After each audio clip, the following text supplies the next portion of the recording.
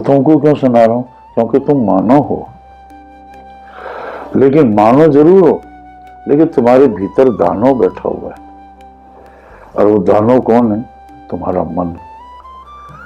वो मन जो है ना साला बहुत परेशान करता है, और एक बात नहीं बोलता। अभी कुछ बोलेगा, थोड़ी देर में साला कुछ और बोल देगा, फिर कुछ और बोल देगा। रहता भीतर है और हमारी घीसी बाहर कराता है। सारा मन का ही खेल है ना। और मन किसके कहने से चल रहा है? बुद्धि के। और बुद्धि किसके कहने से चल रही है? 3 गुणों के कहने से। 3 गुण किसके हैं? प्रकृति के। प्रकृति किसकी है? भगवान की। ये संसार है, और 3 गुण खेल खिला रहे हैं। बुद्धि के ऊपर जब तमोगुण आता है तो बुद्धि गंदी गंदी बात बताती है, लड़ाई झगड़े की बात बताती है, मुकदमे की बताती है, झूठ मारने की बताती है। वो जो बताए तो मन फिर वैसे करने लग जाता है, और मन जब करता है तो शरीर भी तैयार हो जाता है। और जब इसमें रजोगुण आता है तो ये फिर इच्छाओं के महल बनाती है, कि मन भी कहता है हाँ ताजमहल बनाएंगे, उसमें रहेंगे, ऐसे करेंगे वैसे करेंगे। वो शरीर भी सारा उधर ही चल देता है। और जब इसमें सत्वगुण बुद्धि पर आता है तो बुद्धि फिर पूजा में, पाठ में, दान में, पुण्य में, अच्छे काम में लगती है। अब सोचो कि तुम्हारी बुद्धि इस वक्त कहाँ है? अब इससे बुद्धि ज्ञान मार्ग में आ गई है। अब ऐसा लग रहा है कि हम बड़े बड़े ज्ञानी हैं, बड़े हम ऐसे करेंगे। अब इससे में सत्वगुण चल रहा है ना, लेकिन सत्वगुण के पास में रजोगुण भी खड़ा है, तो वो भी बोल रहा है महाराज बहुत अच्छे हैं, बड़ी अच्छी बातें बताते हैं, अगर हमारी लॉटरी का नंबर आ जाएगा ना तो बाबा को 25% चढ़ा देंगे, 75% अपने पास रखेंगे। साला रजोगुण भी लगा हुआ है, उसके पाई छुपा हुआ तमोगुण भी। अरे यार साले ने ऐसे कर दिया, बाबा से एक जंतर बनवा के साले की खींची करवा तेरी मांगे तेरी पैंगी। ये सतोगुण, रजोगुण, तमोगुण तीनों सबके दिमाग में, सबके।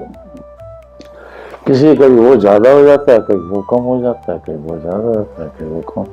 यही है सृष्टि, यही है सृष्टि, और इसी की हो रही है वृष्टि, और बुद्धि हो रही है दृष्टि।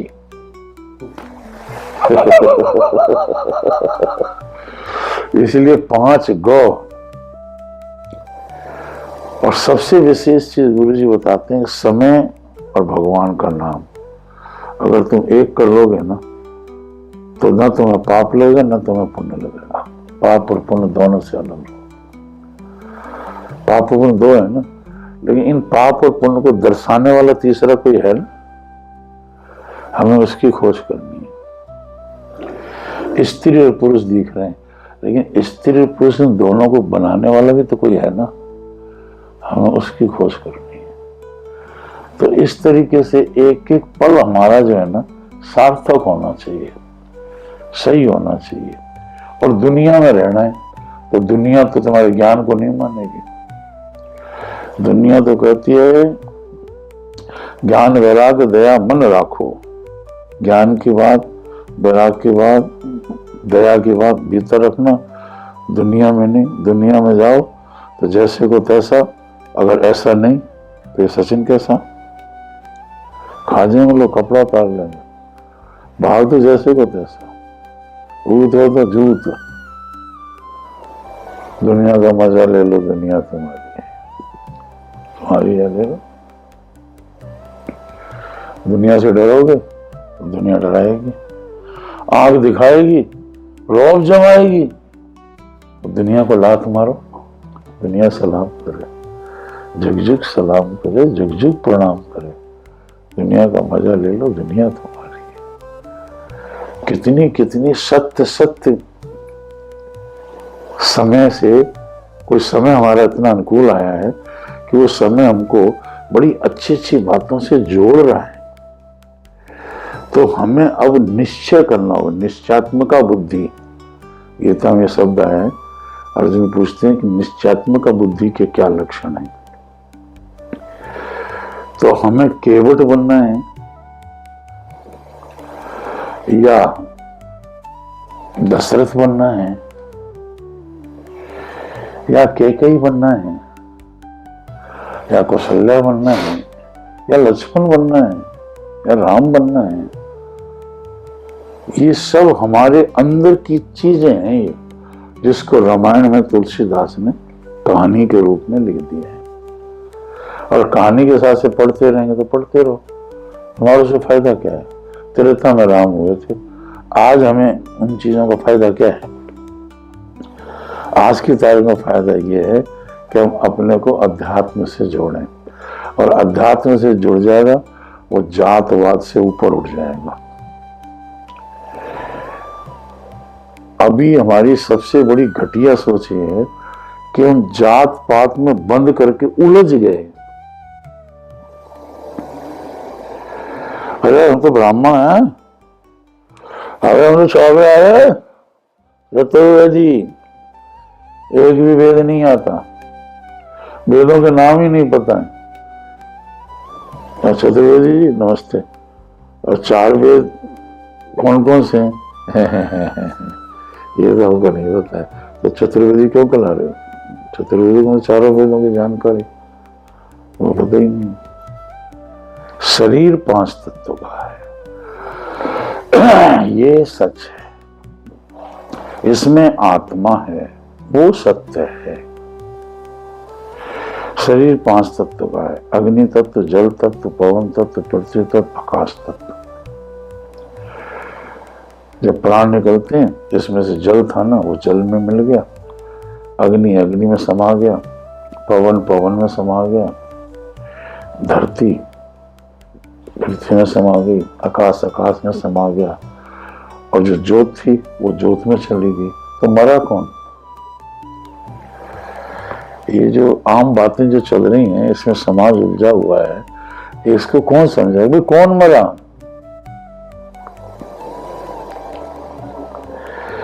ये सब बातें कौन सी हैं? ये हैं विवेक की बातें। विवेक को दिमाग में रख करके अब हम भोग भोग रहे हैं, तो विवेक को रख के भोग भोगेंगे ना। जैसे मान लो जीभ का भोग ले रहे हैं, अच्छे से रसगुल्ला रसमलाई सब खा रहे हैं, लेकिन विवेक को रख करके हम रसगुल्ला खा रहे हैं, तो खाएंगे जरूर, लेकिन हम उसमें उलझेंगे नहीं, क्योंकि हमारा विवेक कह रहा है कि ये रसगुल्ला वगैरह से ना पेट में जाके एक गड्ढा है, उसमें जाके मिल करके अपच बन करके बाहर निकल जाएगा, और उसका रस रस से खून बन जाएगा, और भीड़ बन जाएगा, हड्डी में जाकर लीन हो जाएगा,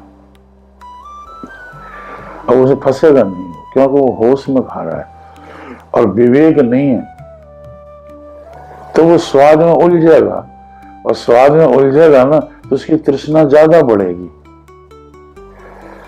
तो रसगुल्ला कहीं दुकान में भी देख लेगा ना, पैसा नहीं है पास में, लेकिन वो जीभ का स्वाद महसूस करे, मन से खाएगा, पैसे नहीं है और लिया भी नहीं, लेकिन इंद्रिय ने रसा अंदर से फीलिंग करके ना स्वाद तो ले लिया ना। तो ये हम चोरी कर रहे हैं। इसलिए गीता में कहा है कि देवताओं के द्वारा जो प्राप्त की हुई चीज है, उसको पहले देवताओं के अर्पण करके फिर खाता है, वो यज्ञ का प्रसाद खाता है, उसकी मुक्ति होती है। और देवताओं के द्वारा पाया हुआ और उसको जो है ना देवताओं को भोग नहीं लगाया फिर खाता है, तो वो पाप खाता है। तो तुम जितने उच्च घर के लोगों से जुड़े हो, उच्च घर की परंपराओं से जुड़े हो, और वो कर्तव्य अगर तुम्हारे पास नहीं है, तो जब कर्तव्य का ही बोध नहीं है तो तुम्हें नियम का भी बोध नहीं, और नियम का भी बोध नहीं है तो परिस्थितियां जब आएंगी नदी बन के, तो पार कैसे जाओगे? राम राम में मस्ती छाई, राम राम में मस्ती छाई, मोह की फांसी टूटी, सतगुरु अजब पिलाई, सतगुरु अजब बिलाय।